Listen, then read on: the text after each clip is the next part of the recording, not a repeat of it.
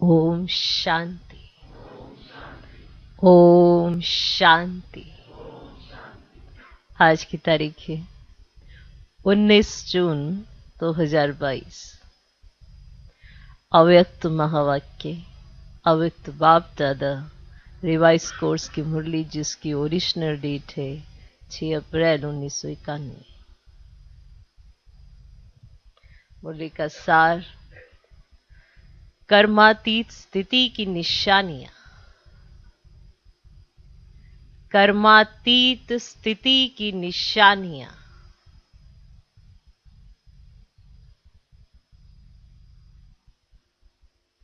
कर्मातीत स्थिति की निशानियां। कर्मातीत स्थिति के समीप आ रहे हैं।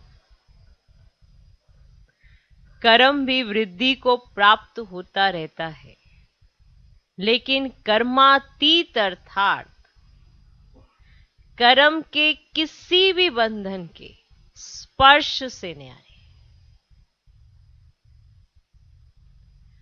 कर्म के किसी भी बंधन के स्पर्श से न्यारे।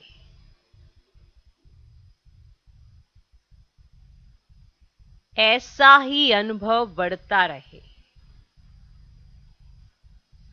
कर्माती स्थिति के समीप आ रहे हैं, कर्म भी वृद्धि को प्राप्त होता रहता है, लेकिन कर्मातीत अर्थात कर्म के किसी भी बंधन के स्पर्श से न्यारे। ऐसा ही अनुभव बढ़ता रहे। जैसे मुझ आत्मा ने इस शरीर द्वारा कर्म किया ना, ऐसे न्यारापन रहे। मुझ आत्मा ने इस शरीर द्वारा कर्म किया ना, इसके द्वारा ऐसे न्यारापन रहे। ना कार्य के स्पर्श करने का और करने के बाद जो रिजल्ट हुई उस फल को प्राप्त करने में भी न्यारापन। गहरी बात है, गुह्य बात है। ना कार्य के स्पर्श करने का और करने के बाद जो रिजल्ट हुई उस फल को प्राप्त करने में भी न्यारापन। कर्म का फल अर्थात जो रिजल्ट निकलती है उसका भी स्पर्श ना हो, बिल्कुल ही न्यारापन अनुभव होता रहे। जब हम कर्म करते हैं तो हम कर्म में बहुत ज्यादा इन्वॉल्व हो जाते हैं। फिर उम्मीद होती है इसका फल क्या निकला, इससे माना सबको पता चला कि नहीं पता चला, या उस कर्म से जो हमें प्राप्ति होनी चाहिए वो हुई नहीं हुई। ये इन्वॉल्वमेंट कर्म के साथ अगर अभी तक भी है तो कर्मातीत अवस्था के समीप नहीं है। कर्म करें, लेकिन जब करें तो भी न्यारे, जब उसका फल मिले तो भी न्यारे। क्योंकि हर कर्म का फल मिलता है ना। आप अच्छे कर्म कर रहे हो तो उसका फल तो मिलेगा, आपकी प्रशंसा होगी। तो अब जब प्रशंसा हो रही है तो न्यारापन है या उसको सुनने के लिए उतावलापन है? माना कर्म का फल अर्थात जो रिजल्ट निकलती है उसका भी स्पर्श ना हो, बिल्कुल ही न्यारापन अनुभव होता रहे। जैसे कि दूसरे कोई ने कराया और मैंने किया। ठीक, जब कोई आपसे करा देता और आपने कर लिया, और आपको कोई कहे तो आपने कर लिया, तो आप कहेंगे नहीं नहीं मैंने नहीं किया, उसने कराया, ये मेरे से तो होना ही नहीं था। उन्होंने कहा ऐसे करना है तो मैंने बस उतना किया है, इसमें मेरी बुद्धि कुछ नहीं इस्तेमाल। यहां पर क्या है? न्यारापन है कि आपने दूसरे का नाम लिया, क्योंकि आपने तो सिर्फ उसके कहने पर कर दिया। अब इसकी जो रिजल्ट है तो आप ये चाहेंगे कि ये भी उसी को मिले ना जिसने करवाया। क्लियर? क्लियर? तो जैसे कि दूसरे कोई ने कराया और मैंने किया, किसी ने कराया और मैं निमित्त बनी।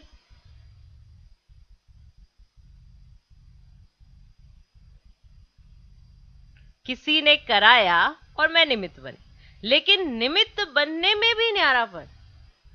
कहीं कहते हैं अरे हम तो निमित्त हैं, बाबा करा रहा है, बड़े स्टाइल से, हम तो निमित्त हैं, बाबा करा रहा है। कोई आपकी प्रशंसा, अरे हमने नहीं किया, वो तो बाबा करा रहा है, अंदर लड्डू फूट रहे हैं कि भैया हमारी प्रशंसा तो हो रही है ना, और वो प्रशंसा स्वीकार भी हो रही है, पर आप दूसरों के सामने कैसे जाहिर करें? तो जो अंदर आप स्वीकार कर रहे हैं वो नहीं करें, जो मुख से कह रहे हैं वो करें। अब जो मुख से कहा जा रहा है कि नहीं बाबा ने कराया है, तो वो अंदर भी स्वीकार करें कि हाँ बाबा ही है तो ही तो कार्य हुआ, बाबा नहीं तो कार्य कैसे होता। तो निमित्त बनने में भी न्यारापन। ऐसी कर्माती स्थिति बढ़ती जाती है, ऐसा फील होता है। माना आपको दिन रात ऐसी कर्मातीत अवस्था फील होनी चाहिए। ये नहीं कि आप कुछ करें और आपको ये रहे कि अरे हम तो इतना कुछ करते, कोई हमारी प्रशंसा ही नहीं करता। तो यहां मैंपन है, न्यारापन नहीं है। और जब कोई आपके सामने से कर दे तो फिर आप कहें नहीं तो बाबा ने करा है, बाबा ने करा है। और अगर ना करे, अरे यहां तो कदर ही नहीं है। तो इन दोनों बातों में बताइए आपने समझा किसने कराया? नहीं ना। आपको चाहिए प्रशंसा, अगर नहीं हुई तो बुरा लगा, फिर हम अपने कदम पीछे कर लेते हैं, क्योंकि प्रशंसा नहीं होती है ना। और जो न्यारा होता है उसे याद रहता है किसने कराया, तो वो किसी की प्रशंसा सुनने का आदी नहीं होता, वो करने का आदी होता है। इसी अवस्था को कर्मातीत अवस्था कहते हैं। कर्मातीत अवस्था कर्म करेंगे ही नहीं इसे नहीं कहते, कर्म करेंगे पर कर्म करने और कर्म के फल से न्यारे और प्यारे। ओके। महारथियों की स्थिति औरों से न्यारी और प्यारी स्पष्ट हो रही है ना। जैसे ब्रह्मा बाप स्पष्ट थे, ऐसे नंबरवार आप निमित्त आत्माएं भी साकार स्वरूप से स्पष्ट होती जाती है ना। साकार में दिखाई देगा कि हाँ ये कौन सी आत्माएं हैं, कितना इन्होंने अपना पुरुषार्थ से क्या प्राप्त किया है, सबको सब नजर आएगा, स्पष्ट होती जाएंगी। कर्मातीत अर्थात न्यारा और प्यारा। कर्म दूसरे भी करते हैं और आप भी करते हो, लेकिन आपके कर्म करने में अंतर है, स्थिति में अंतर है। जो कुछ बीता और न्यारा बन गया। कर्म किया और वे कर्म करने के बाद ऐसा अनुभव होगा जैसे कि कुछ किया ही नहीं है ना। वो महारथी आत्माएं कर्म करेंगी, सब कुछ करेंगी, पर उन्हें ऐसा अनुभव होगा जैसे कि मैंने कुछ किया ही नहीं, कराने वाले ने करा लिया। ऐसी स्थिति का अनुभव करते रहेंगे, हल्कापन रहेगा। कर्म करते भी तन का भी हल्कापन, मन की स्थिति में भी हल्कापन। ये नहीं कि आपका मन इतना भारी हो गया, इतना भारी हो गया, अरे किसी ने कुछ कहा ही नहीं, किसी ने पूछा ही नहीं, किसी ने हमारी प्रशंसा नहीं की। अब अगर आपको सामने से ऐसा कहा जाए कि किसी ने प्रशंसा नहीं की, आप स्वीकार नहीं करेंगे, हमें प्रशंसा की जरूरत नहीं है, पर कदर करे कोई आपके कर्म की, ये हर एक को चाहिए। तो ये क्या है, प्रशंसा नहीं है क्या? तो तन भी हल्का हो और मन में भी हल्कापन हो, मन की स्थिति हल्की हो, तो क्या होता है आगे, कर्म की रिजल्ट मन को खींच लेती है। ऐसी स्थिति है कि कर्मातीत स्थिति की बात हो रही है। ऐसी स्थिति है जितना ही कार्य बढ़ता जाएगा उतना ही हल्कापन भी बढ़ता जाएगा, जितना कार्य बढ़ता जाएगा उतना हल्कापन बढ़ता जाएगा। ये अलौकिक भाषा है। जैसे जैसे बाबा के कथन अनुसार चलोगे तो ये रिजल्ट मिलेगी मिलेगी। कहीं सोचते हैं सब पॉसिबल नहीं है, संभव नहीं है, इम्पॉसिबल है। भगवान ने कहा है, मनुष्य ने थोड़ा कहा है। भगवान सुना रहा है आत्माओं की कहानी। कि अगर आत्माएं ऐसे चले जैसे परमात्मा कहता है तो ये रिजल्ट है। जितना ही कार्य बढ़ता जाएगा, कई बार अगर आपको दिन में 4-5 या एक्स्ट्रा काम भी आ जाते हैं तो देखना मन की स्थिति क्या है, हल्कापन है या भारीपन है। कार्य तो आएंगे ही ना, हर दिन कार्य बढ़ते ही जाएंगे, जितना विस्तार होता है कार्य भी बढ़ जाते हैं। तो मन की स्थिति क्या है, उसमें कैसा फील, तो आप समझना कि मैं कौन सी अवस्था के नजदीक हूं। जितना ही कार्य बढ़ता जाएगा उतना ही हल्कापन भी बढ़ता जाएगा। कर्म अपनी तरफ आकर्षित नहीं करेगा, लेकिन मालिक होकर कर्म कराने वाला करा रहा है और निमित्त करने वाले निमित्त बनकर कर रहे हैं। कराने वाला करा रहा है, हम निमित्त बनकर कर रहे हैं। इसमें हम क्या कर रहे हैं, कुछ भी नहीं। आत्मा के हल्केपन की निशानी है। अब आत्मा अगर हल्की है तो उसकी कुछ निशानी होगी ना, कुछ लक्षण भी तो नजर आएंगे कि आत्मा हल्की है। आत्मा के हल्केपन की निशानी है आत्मा की जो विशेष शक्तियां हैं, मन, बुद्धि, संस्कार, ये तीनों ही ऐसी हल्की होती जाएंगी।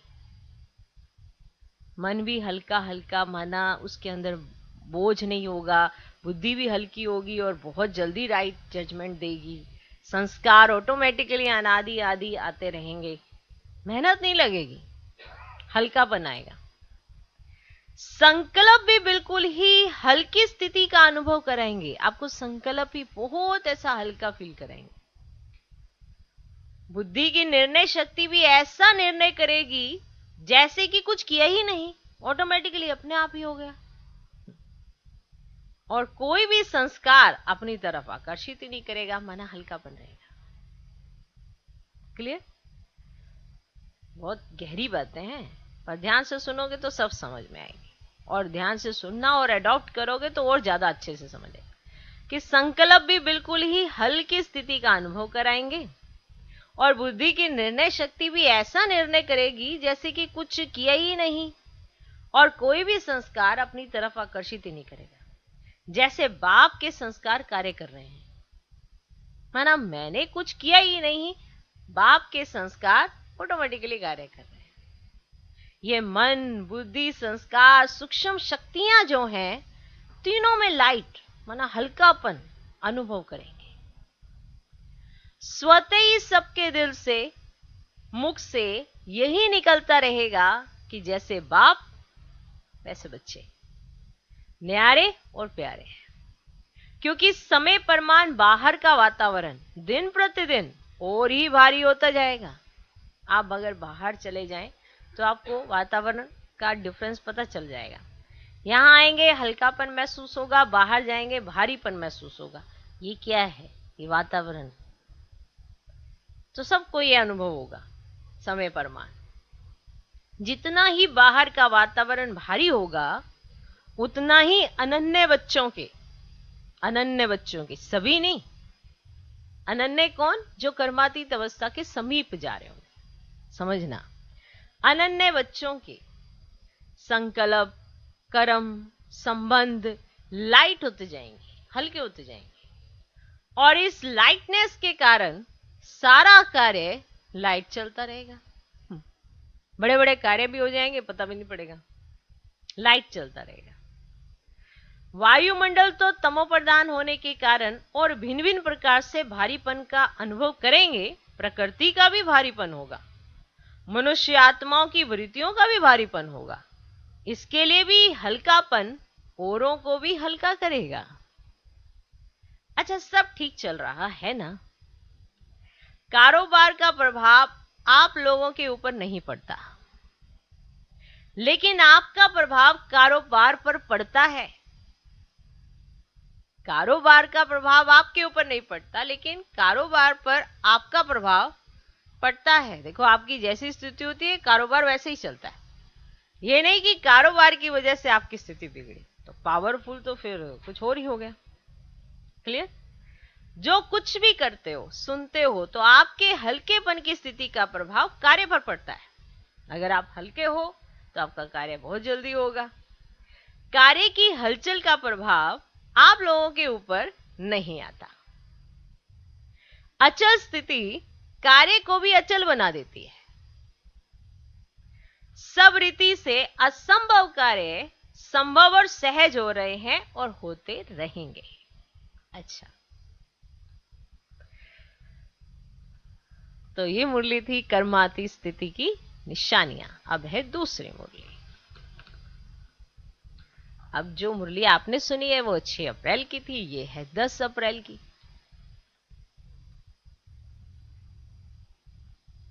मुरली का सार, दिल तख्त नशीन और विश्व तख्त नशीन बनने के लिए सुख दो और सुख लो। दिल तख्त नशीन और विश्व तख्त नशीन बनने के लिए सुख दो और सुख लो। आज विश्व के मालिक अपने बालक सो मालिक बच्चों को देख रहे हैं। सभी बच्चे इस समय भी स्व के मालिक हैं और अनेक जन्म भी विश्व के मालिक हैं। परमात्मा बालक मालिक बन जाते हैं। ब्राह्मण आत्माएं अर्थात मालिक आत्माएं इस समय सर्व कर्मेंद्रियों के मालिक हो, अधीन आत्माएं नहीं हो। अधिकारी अर्थात मालिक हो, कर्मेंद्रियों के वशीभूत नहीं हो। इसीलिए बालक सो मालिक हो। बालकपन का भी ईश्वरीय नशा अनुभव करते हो और स्वराज्य के मालिकपन का नशा भी अनुभव करते हो। डबल नशा है। नशे की निशानी है अविनाशी रूहानी खुशी। नशे की निशानी माना अगर आपको डबल नशा है तो आप अविनाशी रूहानी खुशी में होंगे। यानी कि कभी खुश नहीं, कभी खुश नहीं, ऐसा नहीं। नशे की निशानी है अविनाशी रूहानी खुशी। सदा अपने को विश्व में खुश नसीब आत्माएं समझते हो? वाह मेरा श्रेष्ठ भाग्य अर्थात श्रेष्ठ नसीब। खुश नसीब भी हो और सदा खुशी की खुराक खाते और खिलाते हो। साथ साथ सदा खुशी के झूले में झूलते रहते हो। औरों को भी खुशी का महादान दे खुश नसीब बनाते हो। ऐसे अमूल्य हीरे तुल्य जीवन बनाने वाले हो बन गए हैं या अभी बनना है? ब्राह्मण जीवन का अर्थ ही है खुशी में रहना। अर्थ समझ लो ब्राह्मण जीवन का। खुशी में रहना, खुशी की खुराक खाना और खुशी के झूले में रहना। ब्राह्मण जीवन का अर्थ ही है खुशी में रहना, खुशी की खुराक खाना और खुशी के झूले में रहना। ऐसे ब्राह्मण हो ना।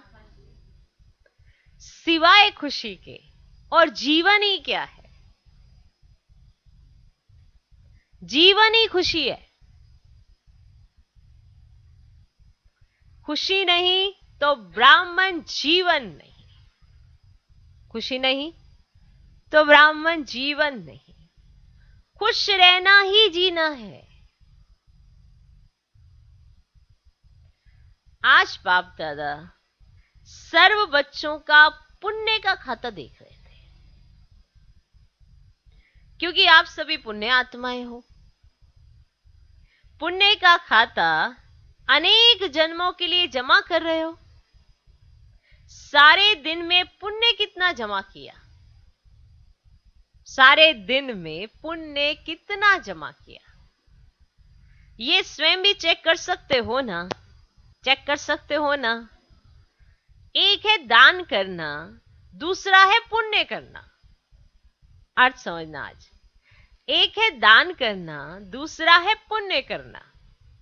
दान से भी पुण्य ज्यादा महत्व है। पुण्य कर्म निस्वार्थ सेवा भाव का कर्म है। हमने दान किया, हमने पुण्य किया, ये सही नहीं है। दान तो कहीं करते हैं, पर पुण्य कर्म करना, उसके अंदर स्वार्थ नहीं होता। दान में क्या होता है, कई बार नाम चाहिए होता है, दिखावा भी होता है। पुण्य कर्म में निस्वार्थ भाव होता है। ध्यान से सुनना, अंतर पता चला? दान करना, पुण्य करना, दोनों में अंतर है। पुण्य कर्म निस्वार्थ सेवा भाव का कर्म है। जो निस्वार्थ सेवा भाव से करते, उनका पुण्य कर्म है। पुण्य कर्म दिखावा नहीं होता है कि आपके कर्म पुण्य में गए, पाप में गए। देखो, आपने दान किया, ठीक है, दान किया, लेकिन दान किस भाव से किया, उसमें अंतर आ जाता है ना। पुण्य कर्म दिखावा नहीं होता है, लेकिन दिल से होता है। कभी भी पुण्य किया जाता है या पुण्य कर्म किया जाता है तो वो दिल से ही करेंगे और दिखाएंगे नहीं किसी को, दिल से होता है। दान दिखावा भी होता है, दिल से भी होता है। दान किया जाता है, दिखावे के लिए भी किया जाता है, दिल से भी होता है। पुण्य कर्म अर्थात आवश्यकता के समय किसी आत्मा के सहयोगी बनना, अर्थात काम में आना, ये पुण्य कर्म है। जब किसी को जरूरत थी, ठीक है, तो आपने उसको सहयोग दिया, उस समय आप उसके सहयोग में आए। ओके, तो ये आपका कौन सा कर्म था? पुण्य कर्म। पुण्य कर्म करने वाली आत्मा को अनेक आत्माओं के दिल की दुआएं प्राप्त होती हैं। सिर्फ मुख से शुक्रिया व थैंक्स नहीं कहते, लेकिन दिल की दुआएं गुप्त प्राप्ति जमा होती जाती है।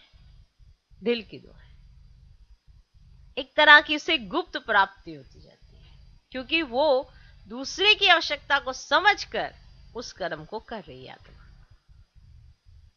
तो ये पुण्य कर्म है।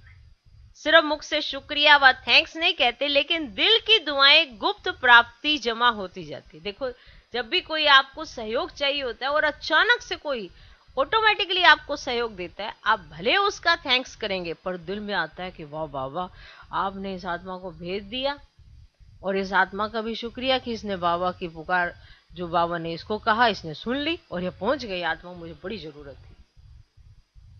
तो ये आपका जो कनेक्शन, आपने भले मुख से शुक्रिया किया, कहेंगे थैंक्स आपका, लेकिन दिल से आपने उसे दुआ भी दी है कि ये सही समय पर ना काम में आ जाते हैं। माना ऐसी तो इनकी तार जुड़ी होगी ना बाबा से, जो बाबा इनको सही समय पर सही जगह पे भेज ही देते हैं। तो ऑटोमेटिकली दुआएं उस आत्मा को मिलती जाती हैं। पुण्य आत्मा, परमात्म दुआएं, आत्माओं की दुआएं इस प्राप्त हुए प्रत्यक्ष फल से भरपूर होते हैं।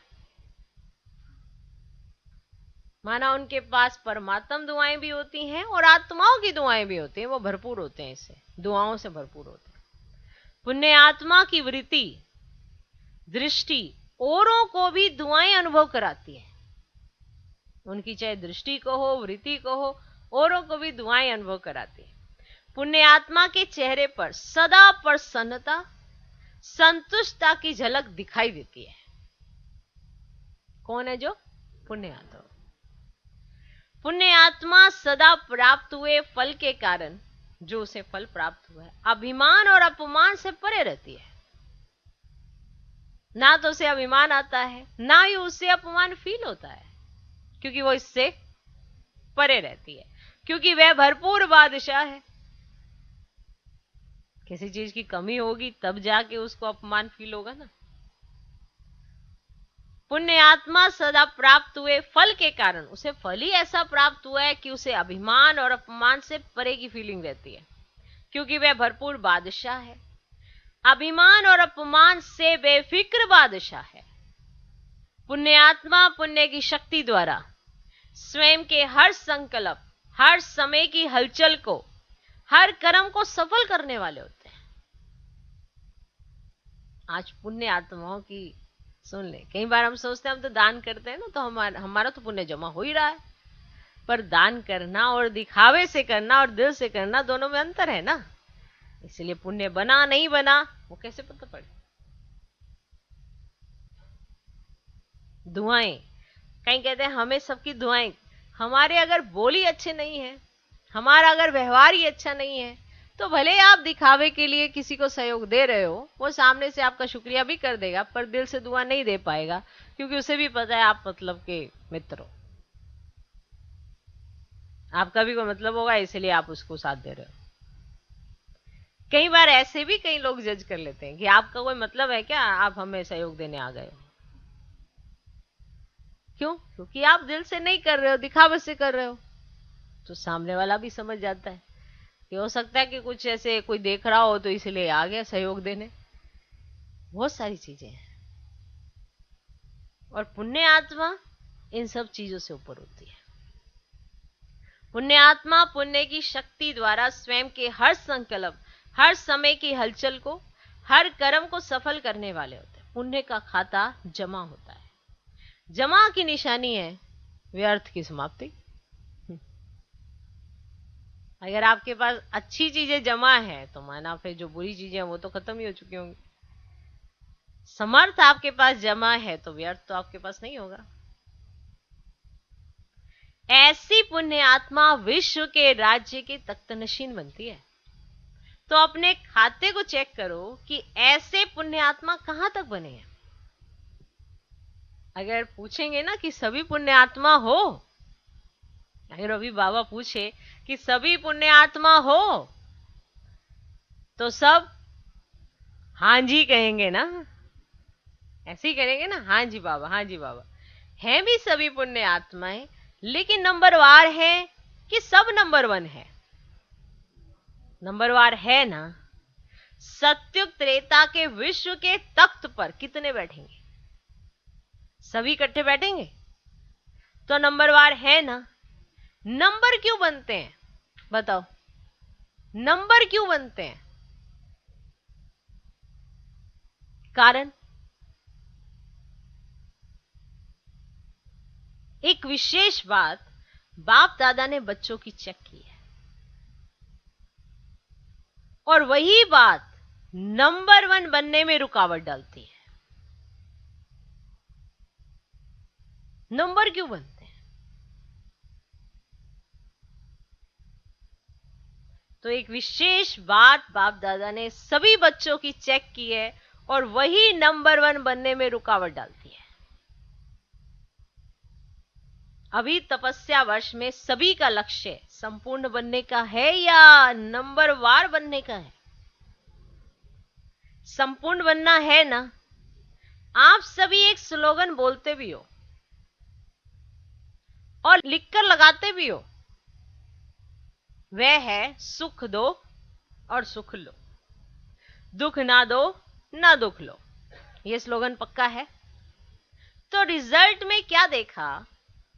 दुख ना दो, इसमें तो मेजॉरिटी का अटेंशन है, दुख ना दो, ठीक।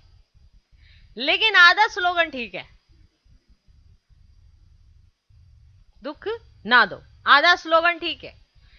देने के लिए सोचते हैं, देना नहीं है, लेकिन लेने के लिए कहते हैं कि उसने दिया इसलिए हुआ, उसने मुझे दुख दिया ना इसलिए तो मैं दुखी हूं, उसने दिया इसलिए मेरे साथ ऐसा हुआ। देने के लिए आपने सोच लिया और लेने के लिए स्लोगन याद ही नहीं। लेने के लिए कहते हैं कि उसने दिया इसलिए हुआ, इसने ये कहा, इसने ये कहा, इसने ये किया, इसीलिए तो ये हुआ। ऐसी जजमेंट देते हो ना। अपना ही वकील बन करके केस में यही बताते हो, इसने ये किया, उसने ये किया, इसने, इसीलिए तो ऐसा हुआ। अपना ही वकील बनते हो और अपनी ही जजमेंट पास करते हो। तो आधा स्लोगन के ऊपर अटेंशन ठीक है, और भी होना चाहिए अंडरलाइन। फिर भी आधे स्लोगन पर अटेंशन है, लेकिन और जो आधा स्लोगन है उससे अगली लाइन है, उस पर अटेंशन नाम मात्र है। उसने दिया लेकिन आपने लिया क्यों? किसने कहा आप लो? बाप की श्रीमत है क्या कि दुख लो? झोली भरो दुख से। तो ना दुख दो ना दुख लो, तभी पुण्य आत्मा बनेंगे, तपस्वी बनेंगे। तपस्वी अर्थात परिवर्तन। तो उनके दुख को भी आप सुख के रूप में स्वीकार करो। उन्होंने आपको दुखी करने के लिए शब्द बोले, लेकिन आपने कैसे स्वीकार किए ये तो आपके ऊपर निर्भर है ना। परिवर्तन करो तब कहेंगे तपस्वी। गलानी को प्रशंसा समझो तब कहेंगे पुण्य आत्मा। जगत अम्बा मां ने सदैव सभी बच्चों को यही पाठ पक्का कराया कि गाली देने वाले या दुख देने वाली आत्मा को भी अपने रहम दिल स्वरूप से, रहम की दृष्टि से देखो,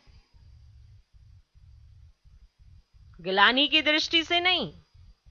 वे गाली देवे, आप फूल चढ़ाओ, तब कहेंगे पुण्य आत्मा।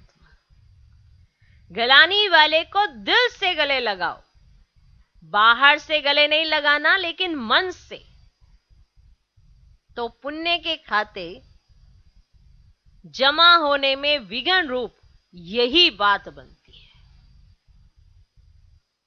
मुझे दुख लेना भी नहीं है, देना तो है ही नहीं, लेकिन लेना भी नहीं है। जब अच्छी चीज नहीं है तो फिर किचड़ा लेकर जमा क्यों करते हो? जहां दुख लिया, किचड़ा जमा हुआ, तो किचड़े से क्या निकलेंगे? पाप के अंश रूपी जर्म्स किचड़े से ही पैदा होते हैं ना। अभी मोटे पाप तो नहीं करते हो ना, अभी पाप का अंश रह गया है, लेकिन अंश भी नहीं होना चाहिए। कई बच्चे बड़ी मीठी मीठी बातें सुनाते हैं, रूढ़ियान तो सभी करते हैं ना। एक स्लोगन तो सभी को पक्का हो गया। चाहते तो नहीं थे लेकिन हो गया। बाबा, चाहते तो नहीं थे लेकिन हो गया। जब आप नहीं चाहते तो और कौन चाहता? जो कहते हो गया, और कोई आत्मा है? होना नहीं चाहिए लेकिन होता है, ये कौन बोलता है? और कोई आत्मा बोलती है कि आप बोलते हो ना आपके अंदर कोई और आत्मा आया। देखो मैं नहीं चलता, तो कोई और आके बोल के चला जाता है क्या? कोई और आत्मा बोलती है क्या, या आप बोलते हो? तो तपस्या इन बातों के कारण सिद्ध नहीं कर सकेंगे। जो होना नहीं चाहिए, जो करने नहीं चाहते, वह ना होना ही, ना करना ही पुण्य आत्मा की निशानी है। ये नहीं आप करना नहीं चाहते, ये होना नहीं चाहिए, फिर भी हुए जा रहा है, तो ये कोई पुण्य आत्मा की निशानी नहीं है। बाप दादा के पास रोज बच्चों की अनेक ऐसी कहानियां आती हैं। बोलने में इतनी इंटरेस्ट वाली कहानियां करके बताते जो सुनते रहो। कोई लंबी कहानी बताने में आदती है, कोई छोटी बताते, लेकिन कहानियां बहुत बताते हैं। आज इस वर्ष के मिलन की अंतिम टुब्बी है ना, सभी टुब्बी लगाने आए हो ना, मैंने टुक्की लगाने आए हो टुब। जबकि भक्ति मार्ग में भी डुबकी लगाते हैं तो कोई ना कोई संकल्प जरूर करते हैं, चाहे कुछ स्वाहा करते हैं, चाहे कुछ स्वार्थ रखते हैं, दोनों से संकल्प करते हैं। तो तपस्या वर्ष में ये संकल्प करो कि सारा दिन संकल्प द्वारा, बोल द्वारा, कर्म द्वारा पुण्य आत्मा बन पुण्य करेंगे। और पुण्य की निशानी बताई कि पुण्य का प्रत्यक्ष फल है हर आत्मा की दुआ, हर संकल्प में पुण्य जमा हो, बोल में दुआएं जमा हो, संबंध संपर्क से दिल से सहयोग की शुक्रिया निकले, इसको कहते हैं तपस्या। ऐसी तपस्या विश्व परिवर्तन का आधार बनेगी। ऐसी रिजल्ट पर प्राइज मिलेगी। फिर कहानी नहीं सुनाना कि ऐसा हो गया वैसा हो गया। वैसे पहला नंबर प्राइज सभी टीचर्स को लेना चाहिए और साथ में मधुबन निवासियों को लेना चाहिए, क्योंकि मधुबन की लहर, निमित्त टीचर्स की लहर प्रवृत्ति वालों तक, गॉडली स्टूडेंट्स तक सहज पहुंचती है। तो आप सब नंबर आगे तो हो ही जाएंगे। अब देखेंगे कि किस किस के नाम प्राइज में आते हैं। टीचर्स के आते हैं या मधुबन वालों के या गॉडली स्टूडेंट्स के आते हैं। डबल विदेशी भी तीव्र पुरुषार्थ कर रहे हैं। बाप दादा के पास प्राइज बहुत है, जितना चाहो ले सकते हो, प्राइज की कमी नहीं है, भंडारे भरपूर है। अब कहीं सोचते बाबा कोई स्थूल, बाबा सूक्ष्म से सूक्ष्म प्राइज देते हैं। आपकी कोई ऐसी कमी जो आपकी इतनी मेहनत करने पे भी ना जाती हो, वो सेकंड में चली जाती है, ये प्राइज मिलती है। कई सोचते बाबा कहते प्राइज देंगे, प्राइज देंगे, पता नहीं कौन सी ऐसी प्राइज, ऐसे माना ट्रॉफी देंगे या कुछ ऐसा देंगे। आपकी कोई ऐसी कमी जो बहुत लंबे समय से नहीं जा रही, फिर भी आपने जो पुरुषार्थ किया, जो पुरुषार्थ बाबा ने कहा मुरली में कि ये करना, और आपने किया, तो आप देखेंगे अचानक से वो आपकी कमी निकल के कहां चली गई आपको पता भी नहीं पड़ेगा। इसको कहते हैं प्राइज लेना। ये अति सूक्ष्म बात है। लेकिन कहीं सोचते हैं बाबा प्राइज देंगे, शायद स्टेज पर बुलाएंगे और वहां पे खड़े होकर प्राइज देंगे। ये स्थूल रीति वाली प्राइज नहीं है। ये सूक्ष्म आत्मा जानेगी कि मैंने इस कमी को निकालने के लिए इतने समय से मेहनत की, लेकिन ये अचानक से कैसे निकल गई। तो वो निकलेगी जो बाबा ने पुरुषार्थ कहा, उसको अगर करेंगे तो आपको वो प्राइज ऑटोमेटिकली मिल जाएगी कि वो आपकी कमी ऐसे निकल जाएगी जैसे मक्खन से बाल निकलता है। माना आपको पता भी नहीं पड़ेगा कि आपके अंदर की कमी कब गायब हो गई, और आप सोचेंगे कि अरे ये तो मेरे में थी लेकिन आज नहीं है, ये खत्म कैसे हो गई। तो वो प्राइज है। ओके, तो कहीं सोचते हैं कि प्राइज, बाबा कहते हैं प्राइज मिलेगी, प्राइज मिलेगी। वो कैसी प्राइज होती है? ये प्राइज होती है। तो भंडारे भरपूर हैं। अच्छा, सभी मेले में पहुंच गए हैं। मेला अच्छा लगा कि तकलीफ हुई? मेला अच्छा लगा कि तकलीफ हुई? बारिश ने भी स्वागत किया, प्रकृति का भी आपसे प्यार है, घबराए तो नहीं ना? ब्रह्मा भोजन तो अच्छा मिला ना? ब्रह्मा भोजन तो अच्छा मिला ना? 63 जन्म तो धक्के खाए हैं, अभी तो और ही ठिकाना मिला ना। 3 पैर पृथ्वी तो मिली ना। इतना बड़ा हॉल जो बनाया है, तो हॉल की भी शोभा बढ़ाई ना, हॉल को सफल किया ना, किसी को भी तकलीफ तो नहीं हुई ना। लेकिन ऐसे नहीं मेला करते रहना, रचना के साथ साधन भी साथ ही आते हैं।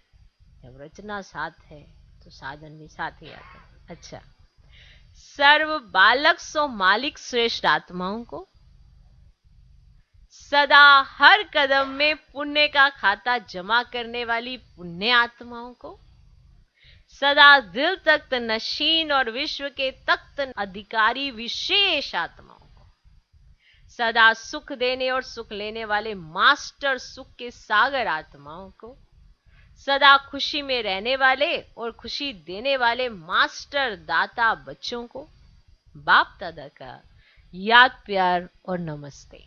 हम रूहानी बच्चों की भी रूहानी बाप दादा को नमस्ते नमस्ते नमस्ते।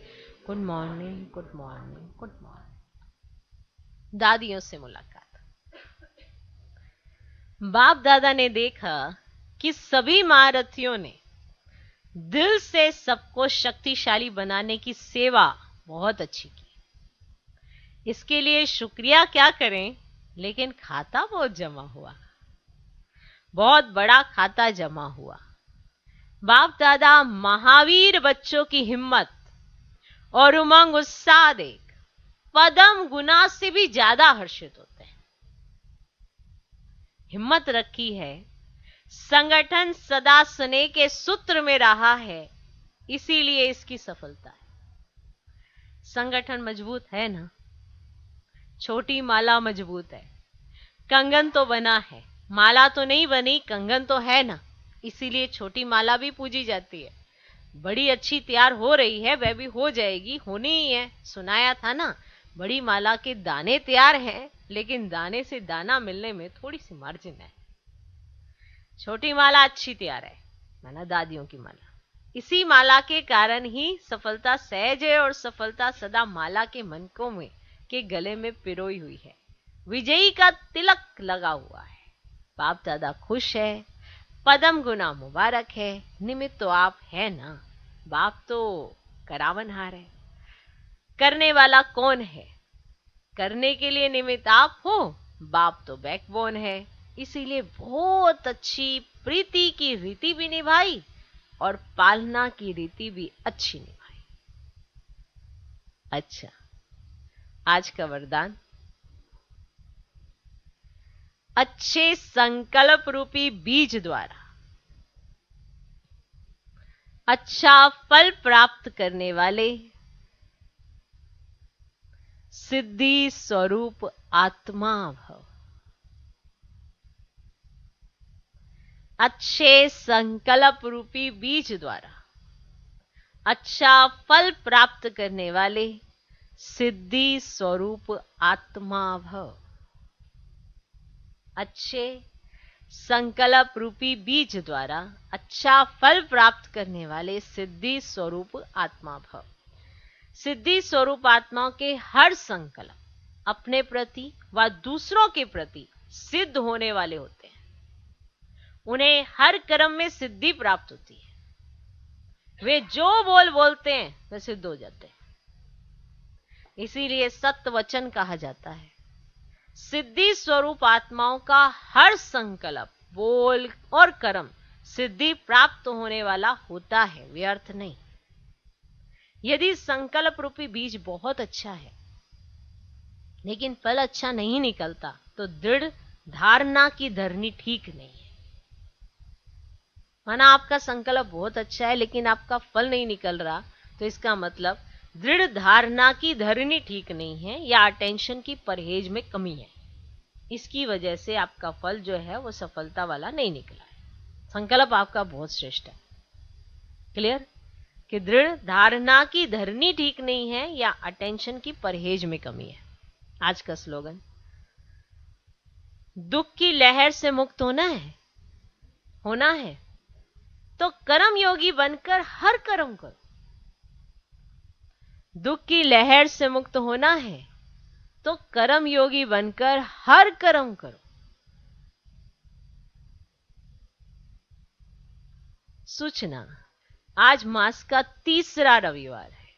सभी राजयोगी तपस्वी भाई बहनें साय 6:30 से 7:30 बजे तक विशेष योग अभ्यास के समय अपने आकारी फरिश्ते स्वरूप में स्थित हो, अपने आकारी फरिश्ते स्वरूप में स्थित हो, विश्व परिक्रमा करते हुए प्रकृति सहित सर्व आत्माओं को लाइट माइट देने की सेवा करें। है ना? आज का विशेष जो योग रहेगा उसमें ये वाली ड्रिल करें कि विशेष योग अभ्यास के समय अपने आकारी फरिश्ते स्वरूप में स्थित हो, विश्व परिक्रमा करते हुए प्रकृति सहित सर्व आत्माओं को लाइट